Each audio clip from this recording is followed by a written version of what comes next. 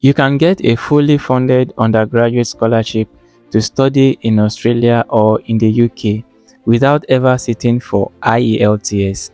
Today I'm giving you the two real fully funded route for international students, what no IELTS actually means for each route, and exactly how to prepare so you don't get disqualified. So quickly before we start, this channel is built for international students, especially African students who are trying to study in abroad without drowning in misinformation. If you want accurate information on scholarships, not just hype up for clicks, subscribe now because that is exactly what we do here every week. Let's clear up something quickly before we continue because this is where most students get misled. When people say a scholarship has no IELTS requirement, what that always means is you don't have to submit IELTS specifically. You still need to prove English proficiency somehow. It is just that the scholarship or the university accepts other proof instead, like the TOEFL, PTE academic, or a medium of instruction letter that confirms that your previous education was taught entirely in English language. That is a completely different thing from no English proficiency requirement at all. And if you go into your application thinking you can skip proving your English ability altogether, you will definitely get rejected. So in this video, when I say no IELTS, I specifically mean that you have real alternative to the IELTS exam, not that the requirement disappears automatically. So that being said, let's quickly go through some of the fully funded undergraduate scholarships in Australia and in the UK with no IELTS specifically required. And that means this scholarship has real alternatives to the IELTS exam. And the first up is the Australian Award Scholarship.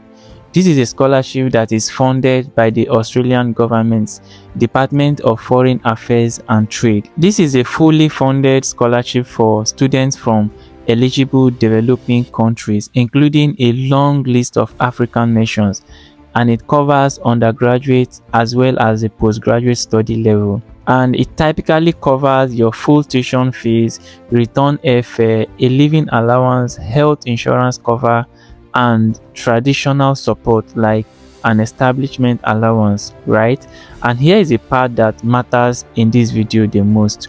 Australian Award officially accept IELTS, TOEFL, IBT, or PTE academic as a proof of English proficiency, meaning IELTS is not your only option. You can submit TOEFL or PTE instead if either of those suit you better, right? On top of that, some country-specific Australian award programs make exceptions for applicants whose first language is English or whose entire prior education was conducted in English, which can open the door to MOI style proof instead of a test at all, right? This exception varies by country's program, so you have to check your specific country's Australia award page directly, not assume it applies to you. The minimum score generally required is an IELTS equivalent to 6.5 overall with no band below 6.0. So if you go the TOEFL or PTE route, you are aiming for the equivalent of that same level, not an easier target. The scholarship number 2 that accepts alternative to IELTS is Rich Oxford Scholarship in the UK. The Rich Oxford Scholarship is one of the very few fully funded undergraduate scholarships in the UK, specifically for students from low-income and developing countries. This scholarship covers your full tuition and a living cost for an undergraduate degree at Oxford. For students from countries on the OECD's list of aid recipients, right, almost every subject is eligible except medicine. For English proficiency, Rich Oxford follows Oxford Standard University's wide requirement, which accept IELTS, TOEFL, IBT, or other approved English qualifications, right? Again, IELTS is one option among several, not the only path, right? Some applicants may also be able to use prior English medium education as a supporting evidence depending on your specific course and college requirements.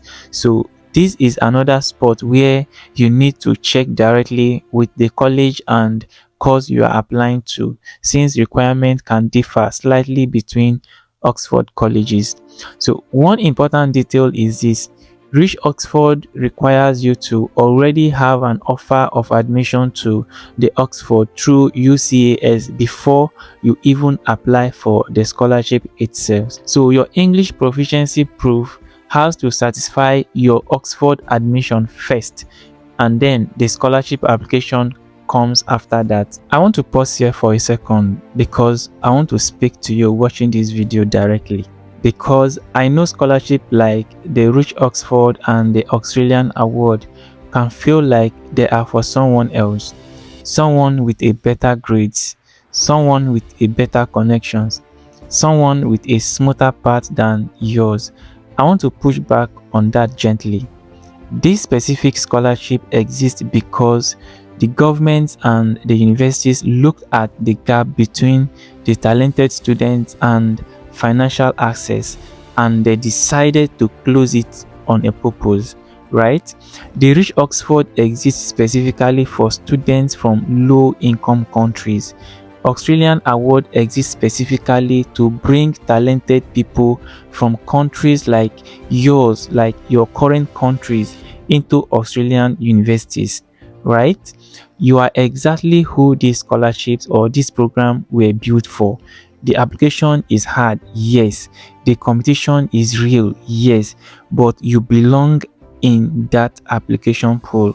Don't deny yourself the access to that pool, right? Don't talk yourself out of applying before anyone else even gets the chance to say no to you. So since you are not going with the IELTS, how do you prepare for your alternative English proof? Let's get practical here. So if you are avoiding IELTS specifically, here is how to prepare properly, right? And the very first step is to decide between TOEFL or PTE based on what is more accessible where you live. Test centers availability and cost can vary a lot by country, so check both before committing yourself to one, right? And the second step is, if you are hoping to use an MOI letter or prior English medium education instead of a test, request that document early. I've covered exactly how to do this properly in a separate video, so I won't repeat the whole process here, but the short version is: go to your previous school's registrar or academic office and request an official letter on a letterhead confirming English was your language of instruction, right? Then the step 3 is check the specific scholarship page and your specific target university for the exact score or documentation required. So do not rely on a general blog post, because requirements shift and vary by country, program, and by colleges, right? Then the step 4 is apply well before the deadline, because whichever route you choose, processing time for the test result or the official letter can still take time, take some days or take some weeks to be processed, right? So let me walk you through some common mistakes that can get your application rejected. Now, the mistake that get people disqualified even when they had a real shot on their scholarship application are these. And the very first mistake to avoid is assuming no IELTS simply means no English proof needed at all and submitting nothing, right? This is one of the single biggest mistake, and it is avoidable just by reading your requirement page carefully.